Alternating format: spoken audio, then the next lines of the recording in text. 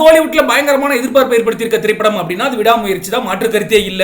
இந்த படத்துக்காக தல அஜித் அவர்கள் 105 கோடி வரைக்கும் சம்பளம் வாங்கி இருந்தாரு அப்படின்ற தகவல் சமீபத்தில் வெளியாகி இருந்துச்சு. இந்த ஒரு வேளையில தான் திரிஷா அவர்கள் இந்த படத்துக்காக எவ்வளவு சம்பளம் வாங்கியிருக்காங்க அப்படின்ற தகவல் வெளியாகி இருக்கு. என்ன நடந்திருக்கு, திரிஷா இந்த படத்துக்கு எவ்வளவு சம்பளம் வாங்கியிருக்காங்க அப்படிங்கறதெல்லாம் டீடைல்டா பார்க்கலாம்.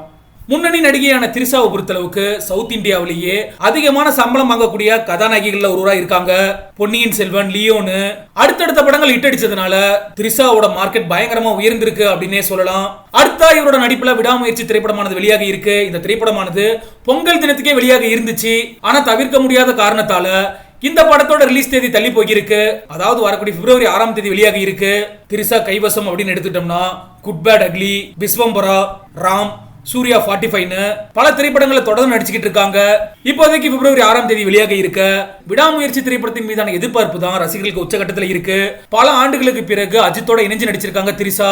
இந்த நிலையில தான் இந்த திரைப்படத்துக்காக திரிஷா எவ்வளவு சம்பளம் வாங்கியிருக்காங்க அப்படின்ற தகவல் வெளியாகி இருக்கு. அதன்படி விடாமுயற்சி படத்துக்காக 6 கோடி வரைக்கும் சம்பளம் வாங்கியிருக்காங்க அப்படின்ற தகவல் வெளியாகி இருக்கு. ஆனா இப்ப திரிஷாவை பொறுத்தளவுக்கு 10 கோடியில இருந்து 12 கோடி வரைக்கும் சம்பளம் வாங்கிட்டு இருக்காங்க அப்படின்னு சொல்லப்படுது. அதே மாதிரி விடாமுயற்சி படத்துக்காக ஏகே என்று அழைக்கப்படக்கூடிய அஜித்குமார் அவர்களை பொறுத்தளவுக்கு மொத்தமா 105 கோடி சம்பளமா வாங்கி இருக்காரு அப்படின்னு சொல்லப்படுது. இதுதான் முதல் முறை அஜித்குமார் 100 கோடிக்கு மேல சம்பளம் வாங்கி இருக்க திரைப்படம் அப்படிங்கறதும் குறிப்பிடத்தக்க விஷயம். சரி, ஓகே, நீங்களும் அவர்களோட கமெண்ட் செக்ஷன்ல பதிவு பண்ணுங்க. விடாமுயற்சி திரைப்படத்துக்காக நீங்க எந்த அளவுக்கு எதிர்பார்ப்போட காத்திருக்கீங்க அப்படின்ற உங்களோட கருத்துக்களை